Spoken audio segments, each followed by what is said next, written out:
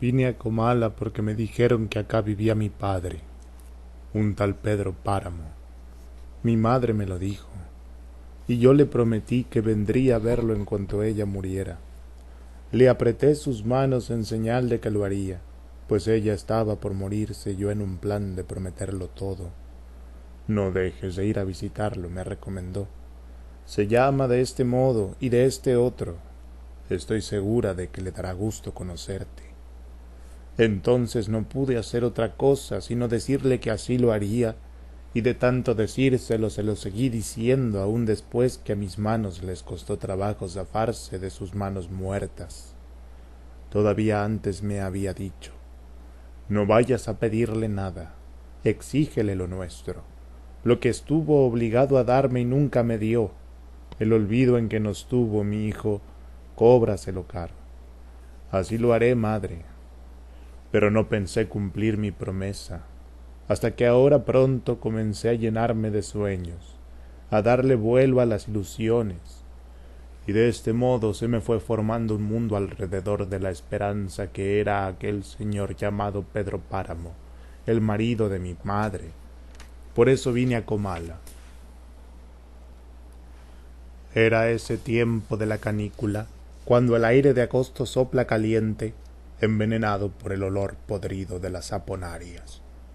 El camino subía y bajaba, sube o baja según se va o se viene. Para el que va, sube; para el que viene, baja. ¿Cómo dice usted que se llama el pueblo que se ve allá abajo? Comala, señor. ¿Está seguro de que ya es Comala? Seguro, señor. ¿Y por qué se ve esto tan triste? Son los tiempos, señor. Yo imaginaba ver aquello a través de los recuerdos de mi madre, de su nostalgia, entre retazos de suspiros. Siempre vivió ella suspirando por Comala, por el retorno, pero jamás volvió. Ahora yo vengo en su lugar. Traigo los ojos con que ella miró estas cosas, porque me dio sus ojos para ver. Hay allí, pasando el puerto de los Colimotes, la vista muy hermosa de una llanura verde, algo amarilla por el maíz maduro. Desde ese lugar se ve Comala, blanqueando la tierra, iluminándola durante la noche. Y su voz era secreta, casi apagada, como si hablara consigo misma, mi madre. ¿Y a qué va usted a Comala, si se puede saber? Oí que me preguntaban. Voy a ver a mi padre, contesté. Ah, dijo él, y volvimos al silencio. Caminábamos cuesta abajo, oyendo el trote rebotado de los burros, los ojos reventados por el sopor del sueño, en la canícula de agosto. Bonita fiesta le va a armar.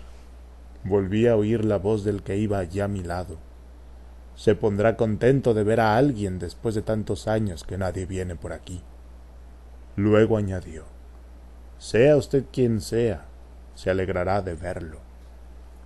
En la reverberación del sol, la llanura parecía una laguna transparente, deshecha en vapores por donde se traslucía un horizonte gris, y más allá, una línea de montañas, y todavía más allá, la más remota lejanía. ¿Y qué trazas tiene su padre, si se puede saber? No lo conozco, le dije. Solo sé que se llama Pedro Páramo. Ah, vaya.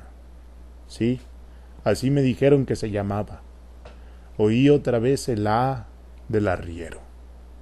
Me había topado con él en los encuentros, donde se cruzaban varios caminos. Me estuve allí esperando, hasta que al fin apareció este hombre. ¿A dónde va usted?, le pregunté. Voy para abajo, señor. ¿Conoce un lugar llamado Comala? Para allá mismo voy. Y lo seguí. Fui tras él tratando de emparejarme a su paso, hasta que pareció darse cuenta de que lo seguía y disminuyó la prisa de su carrera. Después los dos íbamos tan pegados que casi nos tocábamos los hombros. Yo también soy hijo de Pedro Páramo, me dijo. Una bandada de cuervos pasó cruzando el cielo vacío, haciendo cuar, cuar, cuar. Después de trastumbar los cerros, bajamos cada vez más. Habíamos dejado el aire caliente allá arriba y nos íbamos hundiendo en el puro calor sin aire. Todo parecía estar como en espera de algo. ¿Hace calor aquí?, dije. Sí, y esto no es nada, me contestó el otro. Cálmese, ya lo sentirá más fuerte cuando lleguemos a Comala. Aquello está sobre las brasas de la tierra, en la mera boca del infierno. Con decirle que muchos de los que allí se mueren, al llegar al infierno regresan por su cobija. ¿Conoce usted a Pedro Páramo?, le pregunté. Me atreví a hacerlo porque vi en sus ojos una gota de confianza. ¿Quién es?, volví a preguntar. Un rencor vivo, me contestó él, y dio un pajuelazo contra los burros, sin necesidad ya, porque los burros iban mucho más adelante de nosotros, encarrerados por la bajada. Sentí el retrato de mi madre guardado en la bolsa de la camisa, calentándome el corazón como si ella también sudara. Era un retrato viejo, carcomido en los bordes, pero fue el único que conocí de ella. Me lo había encontrado en el armario de la cocina, dentro de una cazuela llena de hierbas, hojas de toronjil, flores de Castilla, ramas de ruda. Desde entonces lo guardé. Era el único. Mi madre siempre fue enemiga de retratarse. Decía que los retratos eran cosa de brujería. Y así parecía ser, porque el suyo estaba lleno de agujeros como de aguja, y en dirección del corazón tenía uno muy grande donde bien podía caber el dedo del corazón. Es el mismo que traigo aquí, pensando que podría dar buen resultado para que mi padre me reconociera. Mire usted, me dice el arriero, deteniéndose. ¿Ve aquella loma que parece vejiga de puerco? Pues detrásito de ella está la media luna. Ahora volteé para allá. ¿Ve la ceja de aquel cerro? Véala. Y ahora volteé para este otro rumbo. ¿Ve la otra ceja que casi no se ve de lo lejos que está?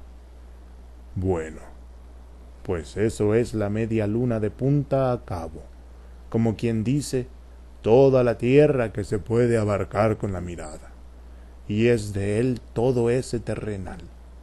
El caso es que nuestras madres nos malparieron en un petate aunque éramos hijos de Pedro Páramo, y lo más chistoso es que él nos llevó a bautizar.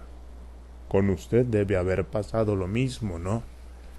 No me acuerdo. Váyase mucho al carajo. ¿Qué dice usted? Que ya estamos llegando, señor. Sí, ya lo veo. ¿Qué pasó por aquí? Un correcamino, señor. Así les nombran a esos pájaros. No, yo preguntaba por el pueblo que se ve tan solo, como si estuviera abandonado. Parece que no lo habitara nadie.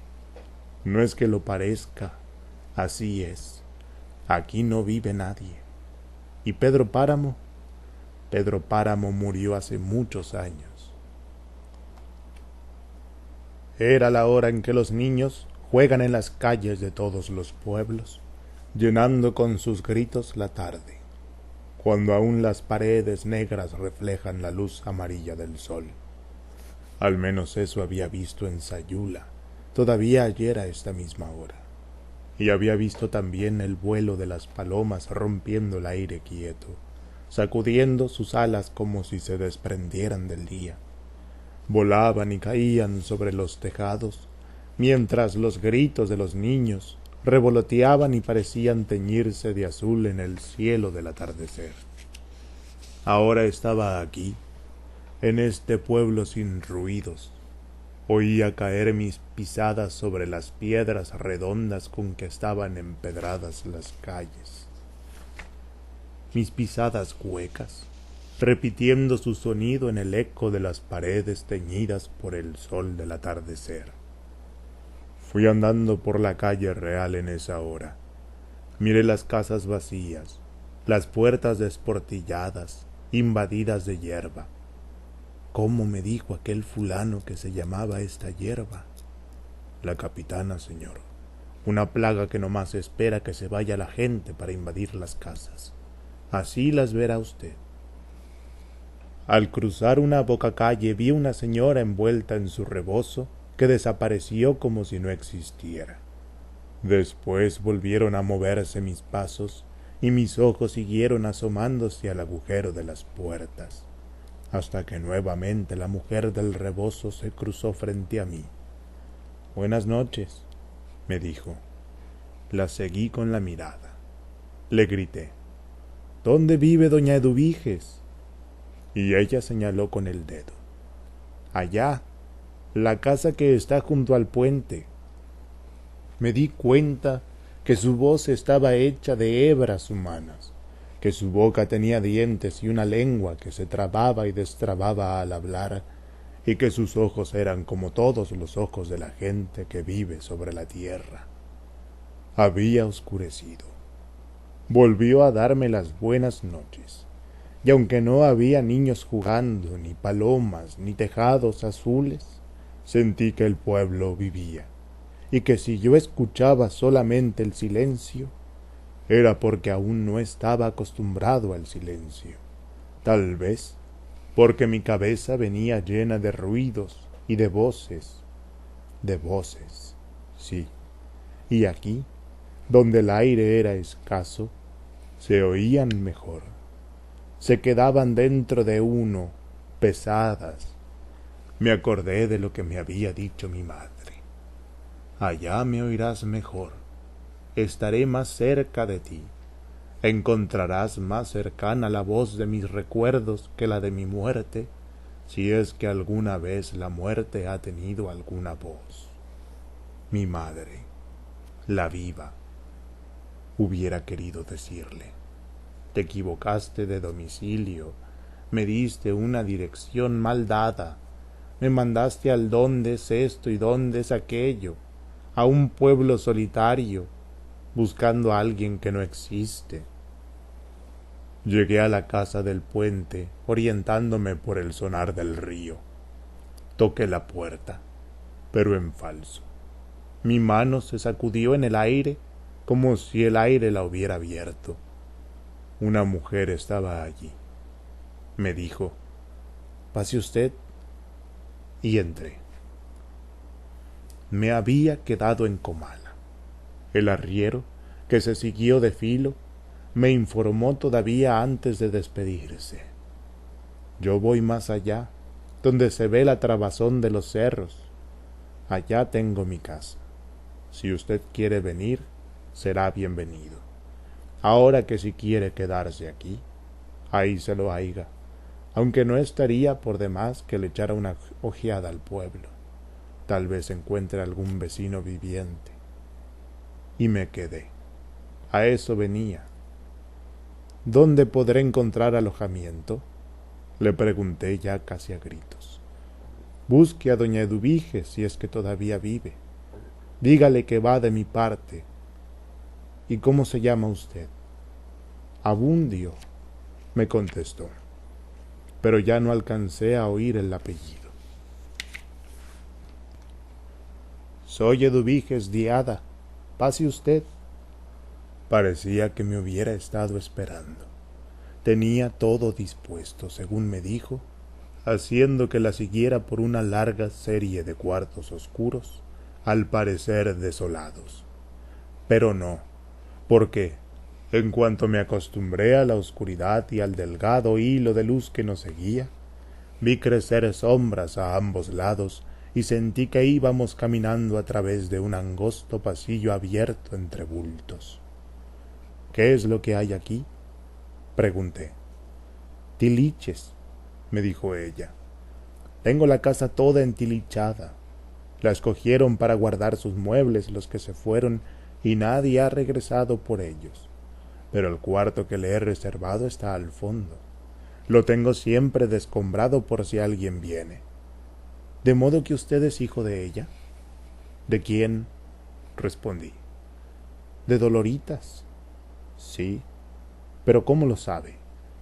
Ella me avisó que usted vendría, y hoy precisamente, que llegaría hoy. ¿Quién? Mi madre. Sí, ella. Yo no supe qué pensar, ni ella me dejó en qué pensar. Este es su cuarto, me dijo. No tenía puertas, solamente aquella por donde habíamos entrado. Encendió la vela y lo vi vacío. Aquí no hay dónde acostarse, le dije. No se preocupe por eso. Usted ha de venir cansado, y el sueño es muy buen colchón para el cansancio. Ya mañana le arreglaré su cama. Como usted sabe, no es fácil ajuarear las cosas en un 2x3. Para eso hay que estar prevenido, y la madre de usted no me avisó sino hasta ahora. Mi madre, dije. Mi madre ya murió. Entonces esa fue la causa de que su voz se oyera tan débil, como si hubiera tenido que atravesar una distancia muy larga para llegar hasta aquí. Ahora lo entiendo. ¿Y cuánto hace que murió? Hace ya 7 días. Pobre de ella, se ha de haber sentido abandonada.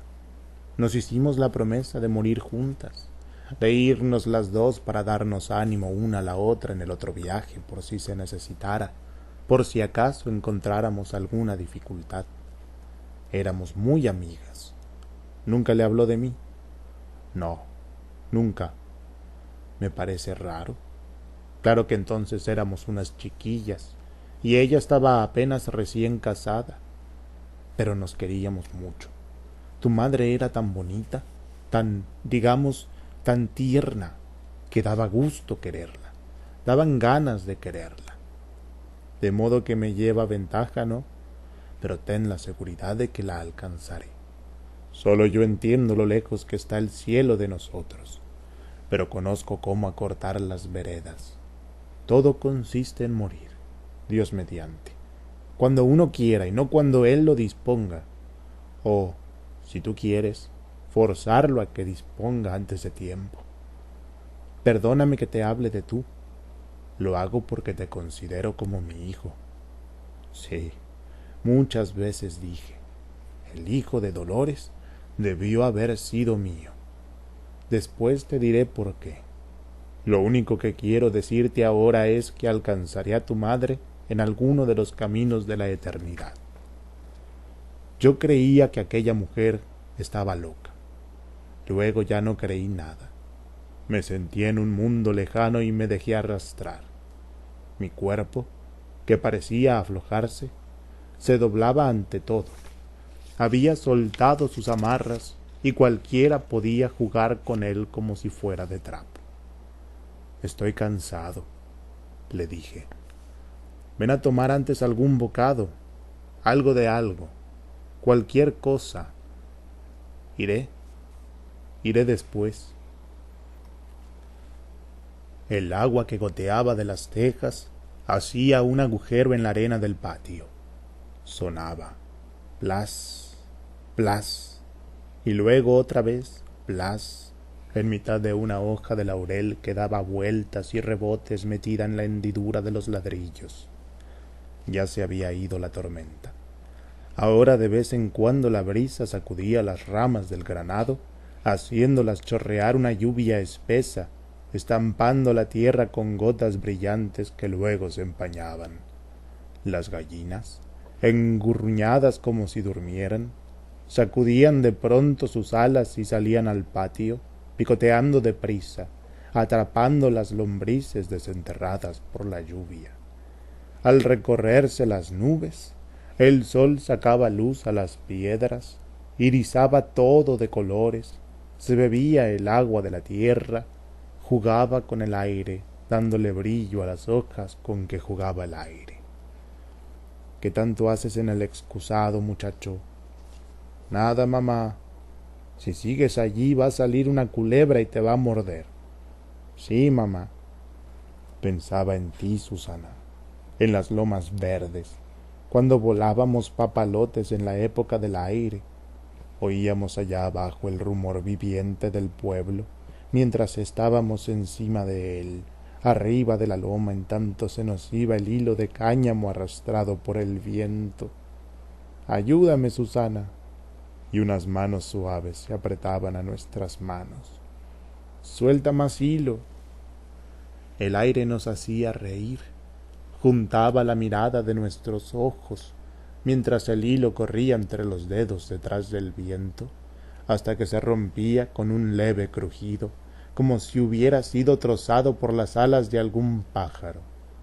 Y allá arriba, el pájaro de papel caía en maromas arrastrando su cola de hilacho, perdiéndose en el verdor de la tierra. Tus labios estaban mojados, como si los hubiera besado el rocío. «Te he dicho que te salgas del excusado, muchacho». «Sí, mamá, ya voy». De ti me acordaba, cuando tú estabas allí mirándome con tus ojos de aguamarina. Alzó la vista y miró a su madre en la puerta. «¿Por qué tardas tanto en salir? ¿Qué haces aquí?» «Estoy pensando. Y no puedes hacerlo en otra parte. Es dañoso estar mucho tiempo en el excusado. Además, debías de ocuparte en algo. ¿Por qué no vas con tu abuela a desgranar maíz?» «Ya voy, mamá, ya voy». «Abuela, vengo a ayudarle a desgranar maíz». «Ya terminamos, pero vamos a hacer chocolate. ¿Dónde te habías metido? Todo el rato que duró la tormenta te anduvimos buscando». «Estaba en el otro patio». «¿Y qué estabas haciendo?» «Rezando». «No, abuela, solamente estaba viendo llover». La abuela lo miró con aquellos ojos medio grises, medio amarillos que ella tenía y que parecían adivinar lo que había dentro de uno. «Vete pues, hombre, a limpiar el molino». A centenares de metros, encima de todas las nubes, más, mucho más allá de todo, estás escondida tú, Susana, escondida en la inmensidad de Dios, detrás de su divina providencia, donde yo no puedo alcanzarte ni verte, y a donde no llegan mis palabras. Abuela, el molino no sirve, tiene el gusano roto. Esa Micaela ha de haber molido molcates en él. No se le quita esa mala costumbre, pero en fin, ya no tiene remedio. ¿Por qué no compramos otro? Este ya de tan viejo ni servía». «Dices bien, aunque con los gastos que hicimos para enterrar a tu abuelo y los diezmos que le hemos pagado a la iglesia, nos hemos quedado sin un centavo. Sin embargo, haremos un sacrificio y compraremos otro. Sería bueno que fueras a ver a doña Inés Villalpando y le pidieras que nos lo fiara para octubre. Se lo pagaremos en las cosechas». «Sí, abuela. Y de paso, para que hagas el mandado completo, dile que nos empreste un cernidor y una podadera. Con lo crecidas que están las matas, ya mero se nos meten en las trasijaderas. Si yo tuviera mi casa grande, con aquellos grandes corrales que tenía, no me estaría quejando. Pero tu abuelo le jerró con venirse aquí. Todo sea por Dios. Nunca han de salir las cosas como uno quiere. Dile a doña Inés que le pagaremos en las cosechas todo lo que le debemos».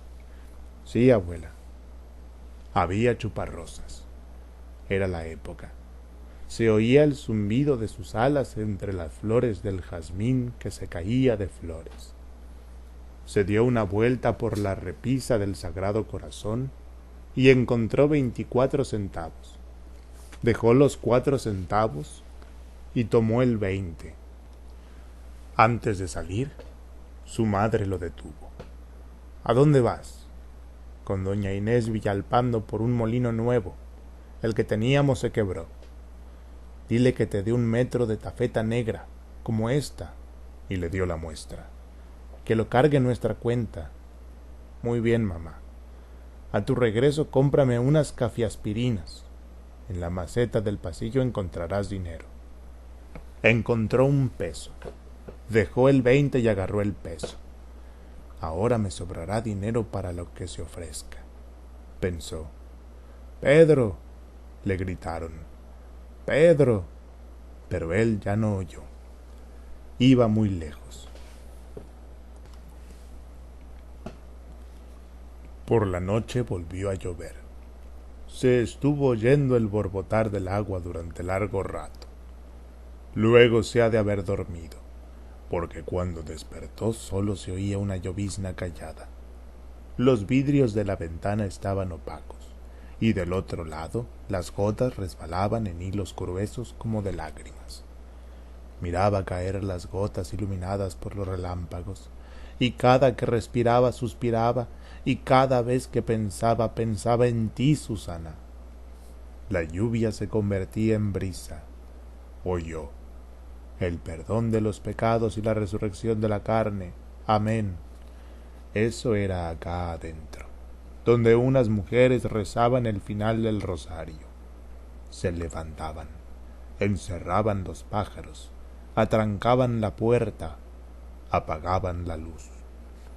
Solo quedaba la luz de la noche, el siseo de la lluvia como un murmullo de grillos. ¿Por qué no has ido a rezar el rosario? Estamos en el novenario de tu abuelo.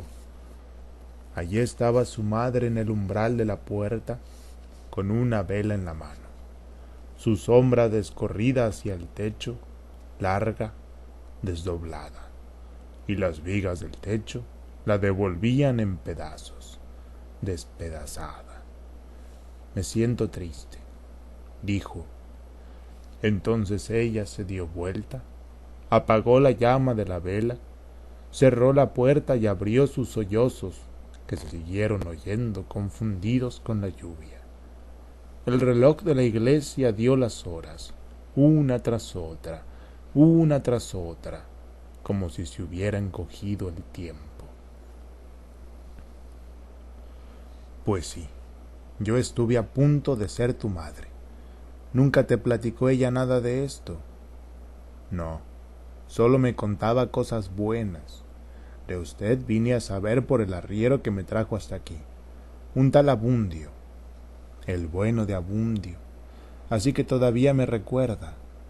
Yo le daba sus propinas por cada pasajero que encaminara a mi casa, y a los dos nos iba bien. Ahora, desventuradamente, los tiempos han cambiado, pues desde que esto está empobrecido, ya nadie se comunica con nosotros. De modo que él te recomendó que vinieras a verme. Me encargó que la buscara. No puedo menos que agradecérselo. Fue buen hombre y muy cumplido. Era quien nos acarreaba el correo y lo siguió haciendo todavía después que se quedó sordo. Me acuerdo del desventurado día que le sucedió su desgracia. Todos nos conmovimos, porque todos lo queríamos. Nos llevaba y traía cartas. Nos contaba cómo andaban las cosas allá del otro lado del mundo, y seguramente a ellos les contaba cómo andábamos nosotros. Era un gran platicador. Después ya no. Dejó de hablar. Decía que no tenía sentido ponerse a decir cosas que él no oía, que no le sonaban a nada, a las que no les encontraba ningún sabor. Todo sucedió a raíz de que le tronó muy cerca de la cabeza uno de esos cohetones que usamos aquí para espantar las culebras de agua. Desde entonces enmudeció, aunque no era mudo, pero eso sí, no se le acabó lo buena gente. Este de que le hablo oía bien, no debe ser él. Además, Abundio ya murió. Debe haber muerto seguramente. ¿Te das cuenta? Así que no puede ser él. Estoy de acuerdo con usted. Bueno, volviendo a tu madre, te iba diciendo, sin dejar de oírla, me puse a mirar a la mujer que tenía frente a mí. Pensé que debía haber pasado por años difíciles. Su cara se transparentaba como si no tuviera sangre, y sus manos estaban marchitas y apretadas de arrugas. No se le veían los ojos. Llevaba un vestido blanco muy antiguo, recargado de holanes, y del cuello enhilada en un cordón, le colgaba una María Santísima del Refugio, con un letrero que decía Refugio de Pecadores. Ese sujeto de que estoy hablando trabajaba como amansador en la media luna. Decía llamarse Inocencio Osorio, aunque todos lo conocíamos por el mal nombre del Saltaperico, por ser muy liviano y ágil para los brincos. Mi compadre Pedro decía que estaba que ni mandado a hacer para amansar potrillos, pero lo cierto es que él tenía otro oficio, el de provocador. Era provocador de sueños, eso es lo que era verdaderamente, y a tu madre la enredó como lo hacía con muchas, entre otras, conmigo. Una vez que me sentí enferma, se presentó y me dijo, te vengo a pulsear para que te alivies. Y todo aquello consistía en que se soltaba sobando la una, primero en las yemas de los dedos, luego restregando las manos, después los brazos, y acababa metiéndose con las piernas de una, en frío, así que aquello al cabo de un rato producía calentura. Y, mientras maniobraba, te hablaba de tu futuro. Se ponía en trance, remolineaba los ojos invocando y maldiciendo, llenándote de escupitajos, como hacen los gitanos. A veces se quedaba en cueros, porque decía que ese era nuestro deseo, y a veces le atinaba. Picaba por tantos lados que con alguno tenía que dar. La cosa es que el tal Osorio le pronosticó a tu madre, cuando fue a verlo, que esa noche no debía repegarse a ningún hombre, porque estaba brava la luna. Dolores fue a decirme toda apurada que no podía, que simplemente se le hacía imposible acostarse esa noche con Pedro Páramo. Era su noche de bodas. Y ahí me tienes a mí tratando de convencerla de que no se creyera del Osorio, que por otra parte era un embaucador embustero. No puedo, me dijo. Anda tú por mí, no lo notará. Claro que yo era mucho más joven que ella, y un poco menos morena, pero esto ni se nota en lo oscuro. No puede ser, Dolores, tienes que ir tú. Hazme ese favor, te lo pagaré con otros. Tu madre en ese tiempo era una muchachita de ojos humildes. Si algo tenía bonito tu madre, eran los ojos, y sabían convencer. Ve tú en mi lugar, me decía, y fui. Me valí de la oscuridad y de otra cosa que ella no sabía, y es que a mí también me gustaba Pedro Páramo. Me acosté con él con gusto, con ganas. Me atrinchilé a su cuerpo, pero el jolgorio del día anterior lo había dejado rendido, así que se pasó la noche roncando. Todo lo que hizo fue entreverar sus piernas entre mis piernas. Antes que amaneciera me levanté y fui a ver a Dolores. Le dije, ahora anda tú, este es ya otro día. ¿Qué te hizo?, me preguntó. Todavía no lo sé, le contesté. Al año siguiente naciste tú, pero no de mí, aunque estuvo en un pelo que así fuera. Quizá tu madre no te contó esto por vergüenza. Llanuras verdes, ver subir y bajar el horizonte con el viento que mueve las espigas, el rizar de la tarde con una lluvia de triples rizos, el olor de la tierra, su color, el olor de la alfalfa y del pan, un pueblo que huele a miel derramada. Ella siempre odió a Pedro Páramo. Doloritas, ya ordenó que me preparen el desayuno, y tu madre se levantaba antes del amanecer. Prendía el nixtenco. Los gatos se despertaban con el olor de la lumbre, y ella iba de aquí para allá, seguida por el rondín de gatos.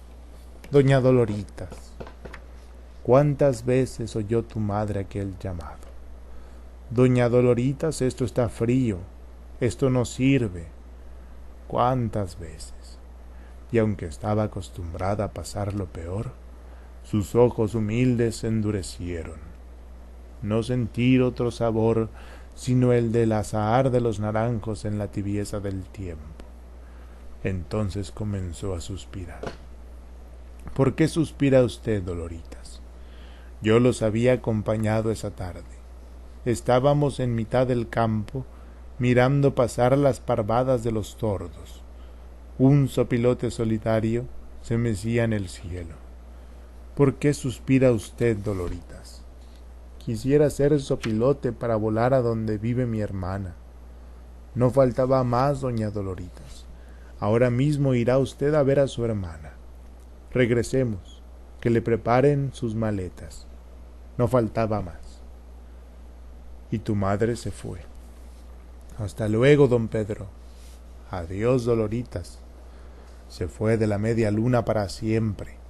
Yo le pregunté, muchos meses después, a Pedro Páramo por ella. Quería más a su hermana que a mí. Allá debe estar a gusto. Además, ya me tenía enfadado. No pienso inquirir por ella, si es eso lo que te preocupa. Pero ¿de qué vivirán? Que Dios los asista. El abandono en que nos tuvo mi hijo, cóbraselo caro. Y así hasta ahora que ella me avisó que vendrías a verme, no volvimos a saber más de ella. La de cosas que han pasado, le dije. Vivíamos en Colima, arrimados a la tía Gertrudis que nos echaba en cara nuestra carga. ¿Por qué no regresas con tu marido?, le decía a mi madre. ¿Acaso él ha enviado por mí? No me voy si él no me llama. Vine porque te quería ver, porque te quería, por eso vine. Lo comprendo, pero ya va siendo hora de que te vayas. Si consistiera en mí. Pensé que aquella mujer me estaba oyendo, pero noté que tenía borneada la cabeza, como si escuchara algún rumor lejano. Luego dijo: ¿Cuándo descansarás?